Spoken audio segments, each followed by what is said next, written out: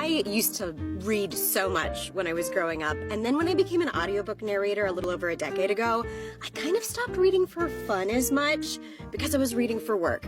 But this year, I read so much more than I ever have in my adult life. I read 13 books this year, which for me is amazing. So I wanted to share my favorite books that I read this year. Here's the thing, none of these are new books, both physically, as you can tell, and I just don't read like the hot new stuff. I like to get my books at Goodwill, so I read whatever used to be hot. So I'm gonna do my 2 favorite nonfiction and my 2 favorite fiction from this year. This book changed my freaking life. It's like it was written for me, which I believe most women feel when they read it. If you have female anatomy and you have ever felt less than as a sexual being, read this book.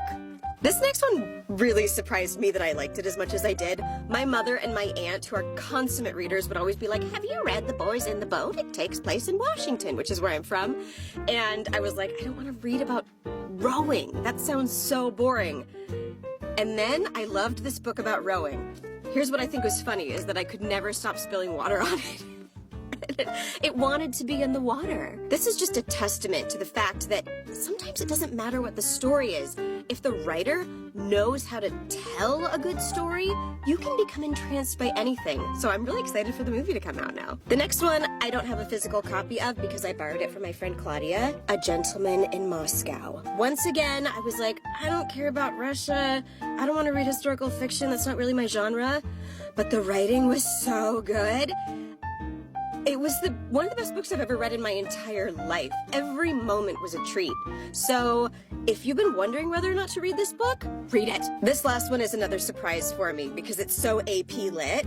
But this is John Steinbeck's East of Eden, which I picked up at the Goodwill bins. It was literally falling apart and I taped it back together. It's the longest book ever.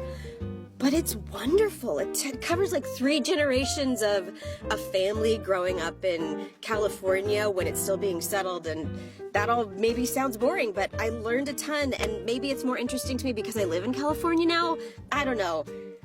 It was really good. Way to go, John Steinbeck. So for any of you who watch Book Talk and think, I could never read like 100 books in a year, which is what so many of those book talkers do, just know that I'm celebrating 13 over here.